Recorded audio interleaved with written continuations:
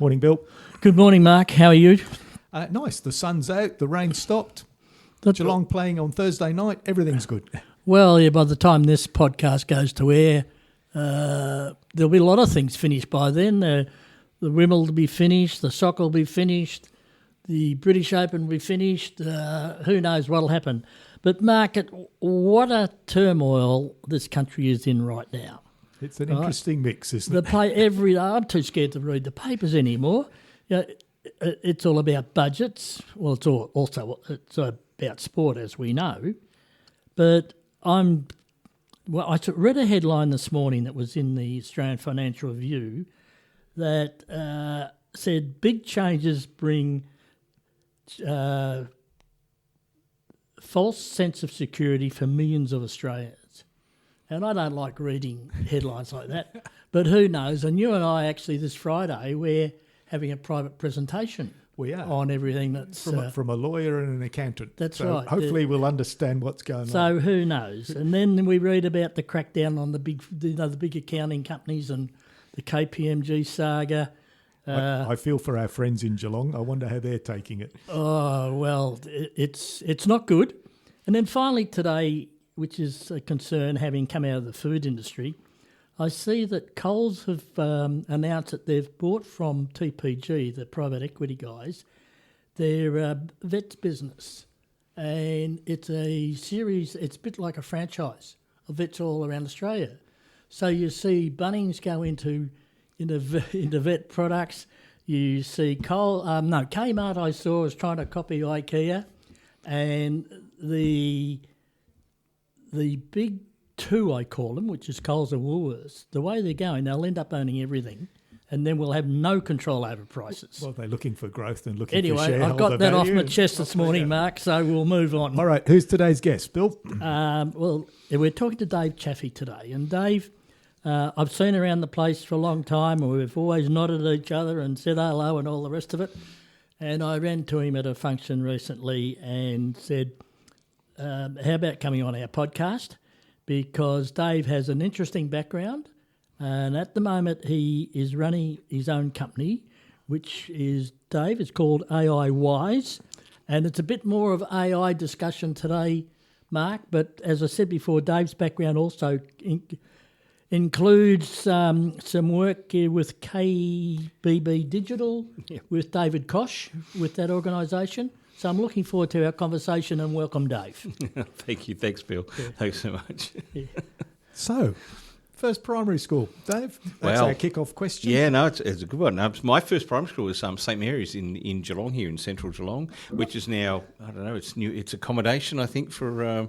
it is too, isn't it? For the thing. Dave, we are alumni. How's that? I won't tell you what year I went there, but I'll never forget those nuns. Yep. That's what I can say. Yep, no, 75 for me was my first year there, and there was a couple of nuns there. I was only there for a couple of years, and then moved to Highton because your parents moved house, and moved to Mercia Primary School, which has now been demolished, and there's houses there as well, so everywhere I go seems to be falling in a heap. That's a sign of the times, isn't it? Isn't it? And then high school?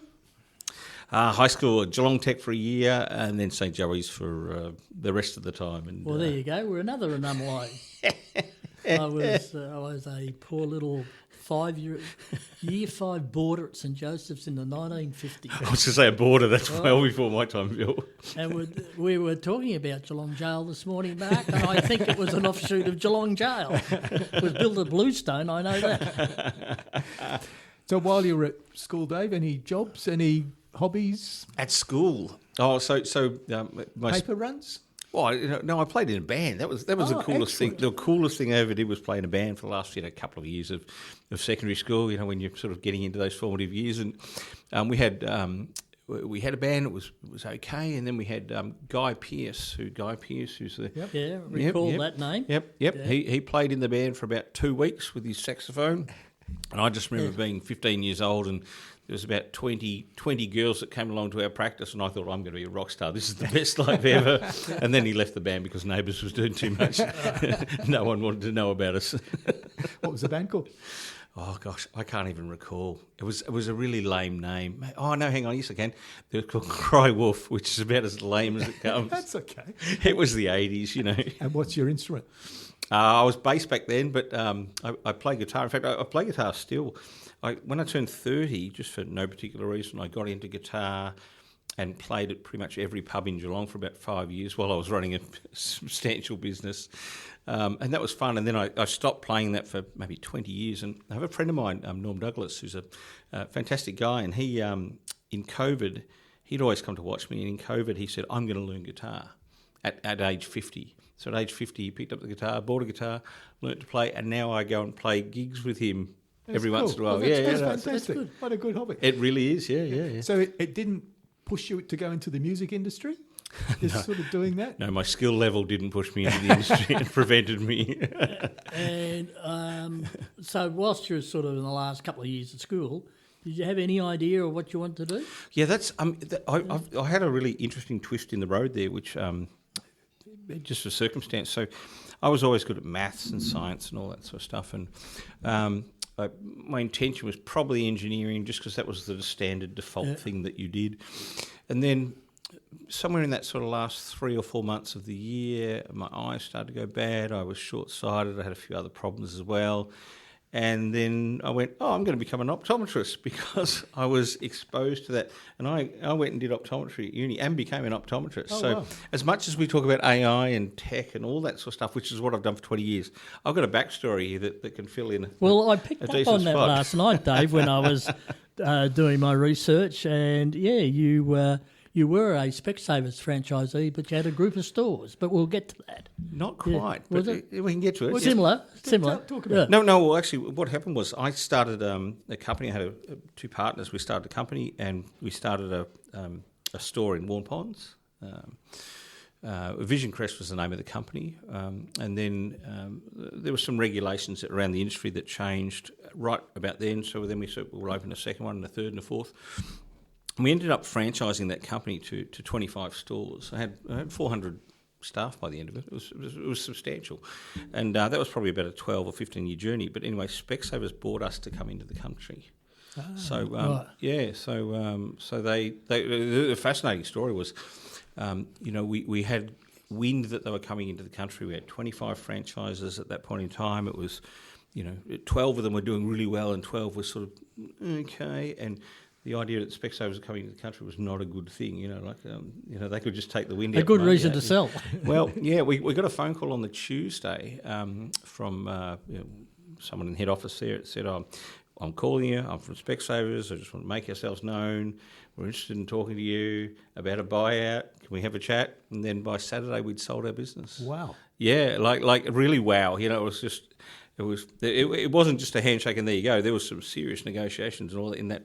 But, I literally walked into work on Monday going, it's another Monday, let's go, let's get to it. And by Saturday I was walking around Sydney going, I've just sold the company. Like, what's going on here? Literally, that's happenstance for you. Tipping point. We talk about tipping door moments. So yeah. There are always tipping points. Everybody's got one. We interviewed the mayor last year, didn't we? Yeah. And he worked well. He was the legal arm at. If people go back and look through our podcast, they'll find Stretch Contel in there. Yeah. And he has a background working in the Guernsey Isles. Yeah, he does. In fact, I went over there when. The story was we got bought out. I went over there to bring their tech over here, which we did, and then I probably left about a week before Stretch started. So we never actually crossed paths in the space there. But All right, so you're from school to where? You're Melbourne Uni? Melbourne Uni, optometry 4 years. Here I am. Let's get out and give it a go and see where it takes us. And then sort of 15 years later, there you go. But it's interesting because coming out of uni, did you make your connections at uni to go and do it? Because that's quite brave to say, right, let's open my own shop and let's go. No. Brave is the word. Not tipping my own hat here, but you got to take a big punt when you actually step out on your own. You really do. And I had a partner and we had a house, and even though our house payments were on a mortgage of $65,000, that was still a fortune back then in our minds and that sort of stuff. So, you take a punt and.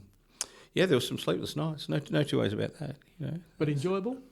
Oh yeah, absolutely, yeah. I mean, that first bit, the first 6 months is the hardest by miles. Doesn't matter how good you are or what you're doing, or you will have heard this before. There's the sleepless nights. After that, it just becomes, I've got to do better, or I've got to do more, or we've got the foundation. I'm not, I don't think I won't be able to eat this week. Whereas that first 6 months is there. So, and you went into a partnership, which is interesting because there's an old saying: the only ship sure to sink is a partnership. So how did you survive the partnership arrangement? Yeah, well, that's. I mean, I haven't heard that before, but I get that. But it worked out well because this was a bit political almost to a degree. Went to partnership with two guys, and they were both what you call spectacle makers. So they make glasses and that sort of stuff. Whereas I was an optometrist to test eyes.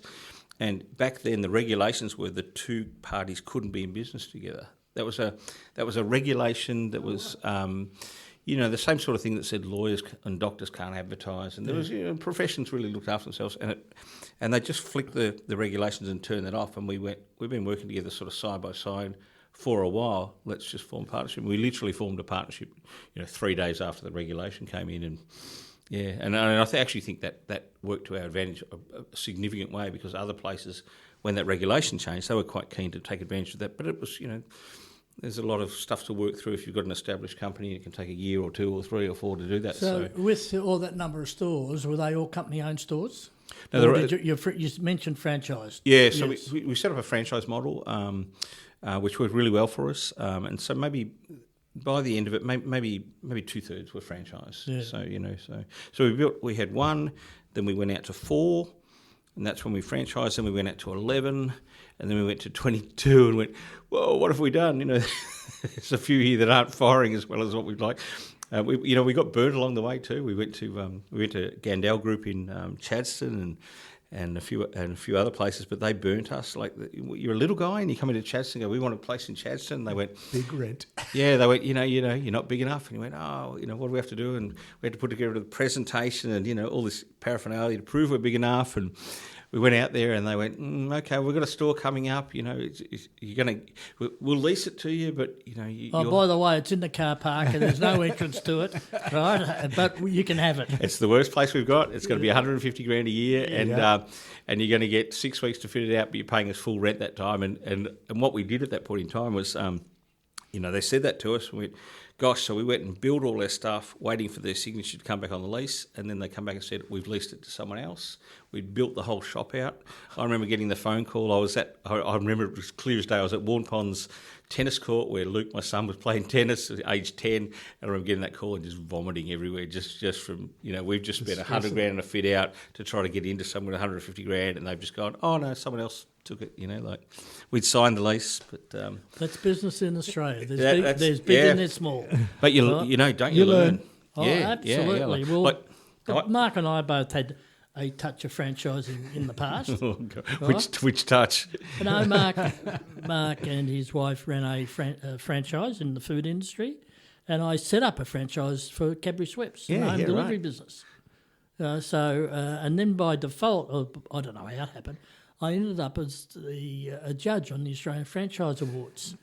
And that's when I came across a large franchise group who were in the press last night and on TV about their franchisees, mostly of one nationality, who have all been dudded. Say no more. Right? Yeah. It's a ruthless business. It is a hairy space, isn't it? That franchise. It's a good. When it works well, it works well. 100%. Yeah. If it was your mum and dad that were the franchisor, you'd go no worries. But if it's it's Billy Bob's. All right. So you've sold the business and you're woken up the next day. What's next? Yeah. Okay. So I was with SpecSavers on the board of directors for maybe a year or so, and then walked away from that. So then I got back into. So my love was always tech. Even though I went down that pathway, I love tech. And so I started a web design business with Luke, that's my son, and we were just going through the motions. And this is 2008, so websites were sort of somewhere in there, some places didn't. Anyway, so the story is that I went out and thought, I've got to get some visibility here. So I went onto a lot of forums, prior to social media here. I went into a lot of forums and wrote a lot of comments and got involved in business discussions. And there's a lot of discussions out there that I thought I could add some value to it. I just remember really clearly, and this was really important, this post. Someone had written a post on a forum that said, I'm about to go into business, I'm 24 years old, what's the most important bit of advice you can have? And there was a lot of people giving, really well-meaning advice that was poor. And I remember reading, the first comment was, make sure you get a good logo, that's the most important thing you could do. And I just went, get someone who's been in business before and help them to work out what you got to do, or mentor, or give you some direction, or tell you what to do. Like a logo, sure, that's probably important, but it's not, Number one. Yeah, so I was writing posts like that, just trying to get a bit of clarity and help people and just get visibility as well. Anyway, a long story short, after a period of time, maybe 6 months or so, I got a phone call just completely out of the blue that said, I've read a lot of your posts online, you seem to know what you're doing, you're involved in web design, and I'm interested in talking to someone who does web design, because I'm writing a book for a group about business and how to do better business, and we need someone to talk about web design. I went, oh, yeah, no worries, so I'll do that. And it was a lovely lady named Alexander Kane. She's a great journalist, great person. She said, I'm actually writing this for the Koshy Group, for Koshy's Business Builders, the show. And I went, oh, no worries. So I went and had an interview with her, and she probably interviewed me for maybe an hour. And, I got the book later down the track. You go into the section that says, and according to Dave Chaffey, businesses should have a website because that's important. I went, right, that's an hour and a half of interview. Made me look like a complete nonce. But anyway, so that was, that was a feather in the cap. But then, and this is how circumstance and happenstance happens. 6 months after that, I get a phone call out of the blue that says, this is Koshy's Business Builders Group. We have a digital expert who's on the show, who's now leaving the show. We need an expert to come in. You were in our book as the expert. Do you want to come in and be the expert on the show? Now, at this point in time, I'm 2 years out from being an optometrist going, I'm not a digital expert. I'm a million miles from a digital expert. So, of course, you said yes. I said yes. Yep. You see an opportunity, you grab it, and you hold on to it for dear life. So I went up there, I got interviewed, and I said a few things right. Next minute, I'm on the show as an expert, and all my friends in Geelong here thought it was the funniest thing they've ever heard. Go, you are not an expert. But then I became an expert, and then I got roped in and did a lot of stuff on the show, and then I did a lot of stuff with they did a lot of events, conference events with the Koshy's Business Builders Group, and they get 1,000 people there and the like. So I did a lot of speaking on that, and they got asked to do their digital marketing. And then one day I just said to David, we should start a business together. Like, we've got the ability to build all this out, and you've certainly got the credibility in the space. And he said, yeah, why not? Next minute, he's my business partner, and we're doing KBB Digital for 10 years. So, yeah, because you were up on. I'm trying to think where I've seen your logo, where the logo was. Packington Street. Packington Street. Weren't you in Packington Street? We were in Packington Street recently, but at that point in time, we were in the building opposite the Wool Centre. That's right. The Cheetham building there for a while there. So we had Koshy's face up on the wall there, and I was really worried that someone was going to deface it from the very first day. I thought, because, David has 50% of people in the world love him and 50% hate him, and there's just no one in the middle there. The people who love him really love him, the people who don't like him really don't like him. So, well, the haters would be anyone that doesn't barrack for Adelaide. Yeah, that comes in, doesn't it? Yeah. So how long did that run for? That was probably not 10 years, but not short. Just short of that sort of stuff. And then because you built quite a following, because it was substantial. I noticed you kept popping up, and we had maybe 1,000 clients we did the websites for, and it was a substantial business. And then one day Luke and I just sort of went, well, not one day, that's probably not fair, but we looked at this and thought the industry of web design and SEO and social media is very full now, and it's not as rewarding as it used to be because it's a bit dirty and a bit hard. And we decided to move into the startup space. So David and I and Luke, we just parted ways amicably. Said, there's something bigger and better, so let's let that go. And we handed the business to our staff, so they got something good out of it. And we went and took off down the startup space. And so we worked in augmented reality and AI, and that was fascinating. It really was. And we were trying to build things that people would use. So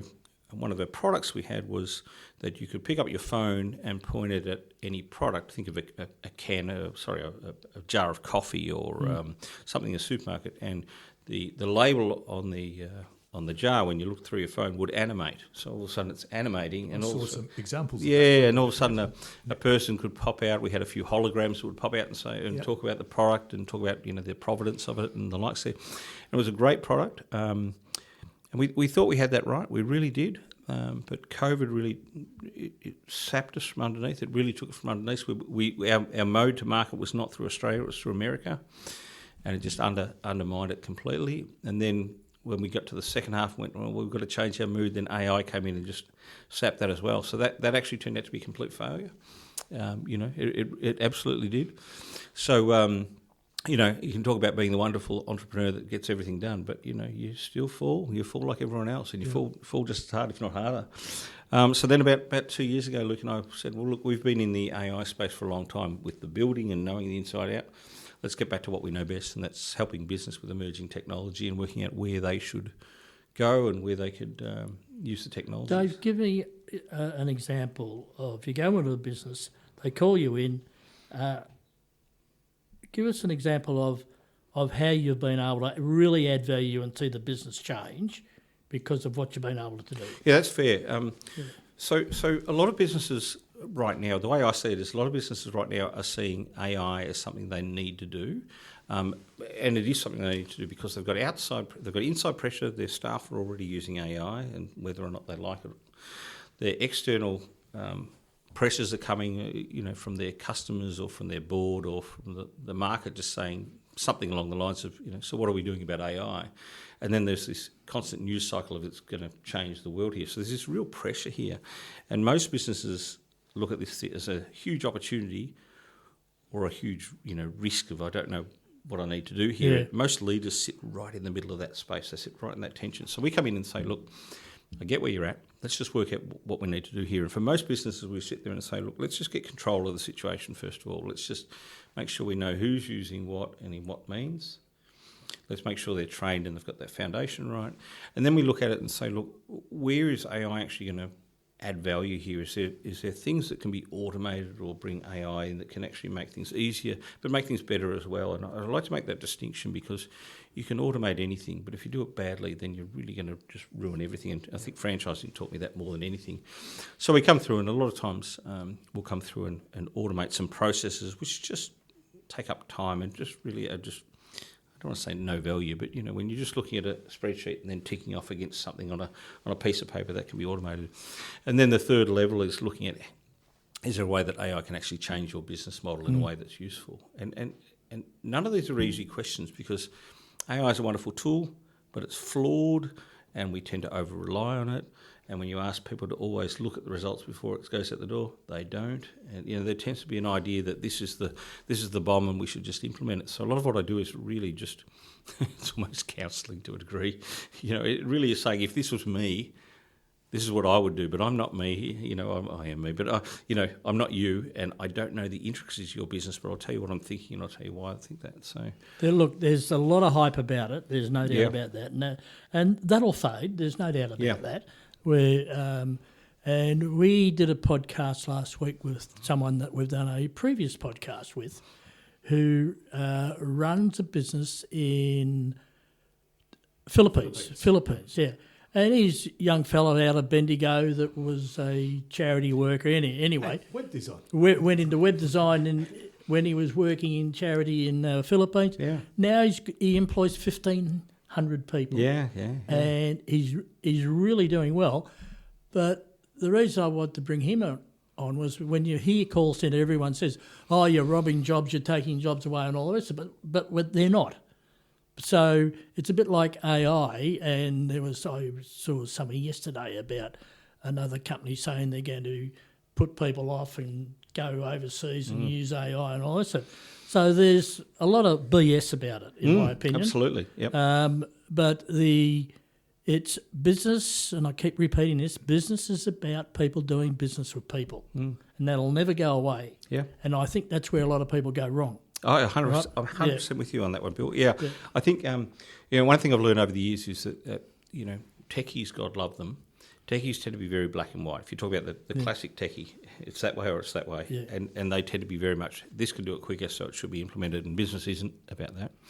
One of my little ticks at the moment, or one of the things I say to people is AI can do a lot of things, but it should never talk to your customer, just as an example, because you'll often you'll see ads for AI calls. AI can take your calls.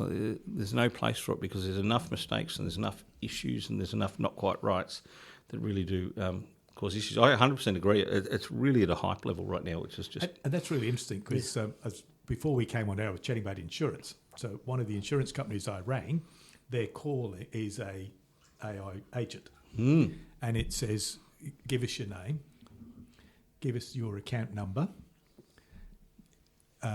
confirm your date of birth. And it said, thank you. Yes, that's correct. Thank you. Then it transferred me to the human. Yeah. So I said to them, because I play in this space, all right? So I said to him, so you've got all my data there in front of you.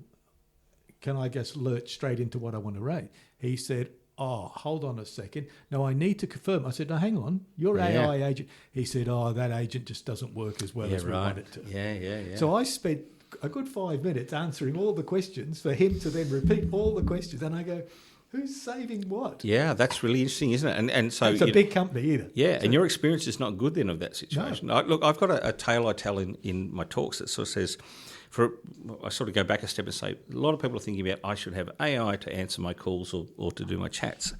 And the simple fact is that there's sort of three levels of question. You've got your simple questions that could be answered if someone took the time to go on a website. AI is great for that. You've got your second level of questions, which is that information, but maybe you need to just interpret a little bit for the situation or just be able to sort of extrapolate a little bit. And AI is mostly good for that. And then you get a third level of question, which requires deep industry knowledge or specific scenario knowledge.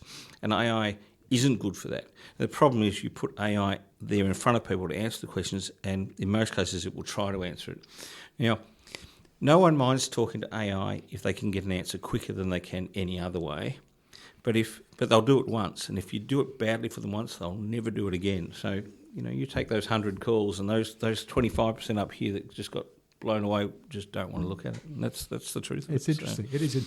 Is there any? What's your recommended AI that you use? What do you dabble with, or do you look at all of them? No, that's good. Yeah, we do look at all of them. I've been saying for the better part of 2 years now, just use whatever you're using. Whatever you're using is good enough. They're all the same. But in recent time, maybe the last 3 months, Claude has just stepped up miles. It seems to have really. The more you read, and I use that plus Copilot. Now, while I'm talking about that, there's a perception that Copilot is safer to use because it remains within the system. Is that true? Yeah, that's true, and that's their market pitch. Their market pitch is, everything that you have on your system is within an environment, so you're going to be safe. And Claude's within Copilot now. That's right. Say again, sorry. Claude is access within Copilot now. They've done some sort of... They're all trying to work out how they can access their own... All mesh. Yes. No, that's the pitch that Microsoft have, is that, you'll be only accessing your own information and therefore you're safe, which is a really good position to be. They just haven't delivered on what they promised. The whole concept behind the Microsoft version, I shouldn't speak names, but the Copilot version was that if you're if you do proposals and things like that, you could just literally say to AI, go into all my files, find all the proposals I've done, find the one that's best suited for this task I have, and write me the proposal. That's the big sort of, wow, it's going to do it all. It's all in front of it. And it just does not work. It just does not work. It just pulls bits of information from any, you get what I'm saying here. It probably does something that reads well, but it just is flawed to a point where you spend more time fixing it than not. So, all right, Dave, what's the biggest mistake business owners make when in the work that you do? In the work that I do, okay, so the biggest mistake that business owners do is they try to do the right thing by tinkering. So there's a sort of a sense that I've got to work in AI right now, and they'll come back and say, look, I've got Bob over here and Bill, his mate, and they're both trying a few things right now. And invariably that means Bill and Bob are trying a couple of tools. There's no really set plan about what success looks like or bad looks like. They don't come back with anything, and then they just move on to the next tool. And so 6 months goes by and we're not really doing anything, but we're still reporting to the board that we are experimenting with AI. It's a classic that we see all the time. Interesting. Very interesting. What do you see AI in the next 5 years? Actually, I won't say 5, 2. Yeah, two's a better pitch, isn't it? Well, they're trying to get the agentic side of things right, the AI agents right now. And the whole concept with AI agents, you might know, is almost like an assistant who's intelligent enough to read between the lines and know when you say, I want you to do this, it will do 4 other things and the likes. And all of the big companies have got their dollars betting on this in a big way, because if they can deliver on that, it's going to be huge. And the space is problematic right now. It really is, and I don't know how that's going to evolve. So from a business point of view, in the next 2 years, there'll be a lot of doing some clean automations that just keep things within constraints. But this is a really interesting space with agents. Because Amir's using agents. Yeah. He's got his own personal assistant. That's right. Yeah. That runs around in the background and organises and does stuff. We've built heaps, but the problem is that if they get things 98% right and 2% wrong, does that 2% kill you? And a lot of times it really does. We've seen some cases where AI agents, not the ones we've built, but overseas, there's some terrible examples where they've said to the AI agent, you're working on the code here. I don't like that last change you made. Let's just take that out, and it's just deleted the whole database and everything, because that's the problem, that an AI agent is just using its best interpretation of the language and making calls, and this is where it's really problematic at the moment. So, you've got an AI agent that's 98% right. That might be good in a lot of cases, but if it's not all cases, and this is where the challenges really lie at the fringes. They really do. So. Now, Dave, alongside that, the emerging so-called threat or the unknown is data centres. And we've seen one recently here, or in the Geelong region, in a housing. Was it a housing estate? There's a housing estate being earmarked for a data centre. But there's one being built at Corea near the herds abattoirs. Yeah, so they're here and they're needed and we can't work without them. Yeah. But what's going on? What's happening? I don't know what to make of this space because... once they need to be here, they have to be if we're going to use this AI. And there's definitely a sort of a swell of people who are not happy about the idea of data centres, but they'll still be using AI in the meantime. That's how it works. From a commercial point of view, and this is not my area of expertise, we seem to be clamouring to get them here. We'll just fake it, don't worry. I've been doing that for a long time now, so don't worry. No, there seems to be a clamouring to get them here, but at the same time, I'm not sure they add economic value to a region. I just can't. They don't seem to employ many people at the end of the day because you don't need to. I wouldn't think so. I mean, sure, there's going to be some, but it's just I don't know. It's a big space. I don't have a really good read on that. Yeah, in other parts of the world, it just absolutely go ahead in leaps and bounds. And I'm hoping to interview a young lady who's from Geelong, off a farm outside Geelong, who's got a high-profile job in Japan related to data centres. You're right. Because I just don't understand it. Well, it's interesting because I saw a presentation from McKinsey's and they put up a photo of an Elon Musk data centre somewhere in the States, and there was this wall of white, looked like jet engines. Yeah. And there were gas turbines so that it could run self-sufficient. Yeah, right. The problem is there was residential not that far. Yeah. And all they can hear is the whine of a gas turbine 24 hours a day. It's that sort of issues. What you two gents, where do you see the value in data centres, if at all? Well, my take on it, and the little bit I know about it, is that it's an enabler for AI tech and AI to run effectively, and as it encompasses and embraces more and more of our daily lives, somebody's got to drive it. So the enabler for that is a data centre. That's the way I see it. And it might increase the speed if the data centre's in your country. I would think so, yeah. I would assume, given the way we're structured. But at the moment it seems to be the thing of choice. But I don't see it like, yes, there's people in building it. Yes, there's components, but a lot of those components come from overseas. So and there's probably a need for sparkies and air conditioning people and look, there's probably some hope that if they build the data centre here, the rest of tech comes along at some point, or some some sort of loose sort of expectation. I think there's a bit of romance attached to it at the moment. Yeah, that's what I see that. But see, technology is ruling our world and our lives like we've never seen before and probably never predicted. I'm sitting in my daughter's bedroom a couple of days ago, resetting her security system over the phone with her because they detected sitting in somewhere in Indonesia that the system went off overnight.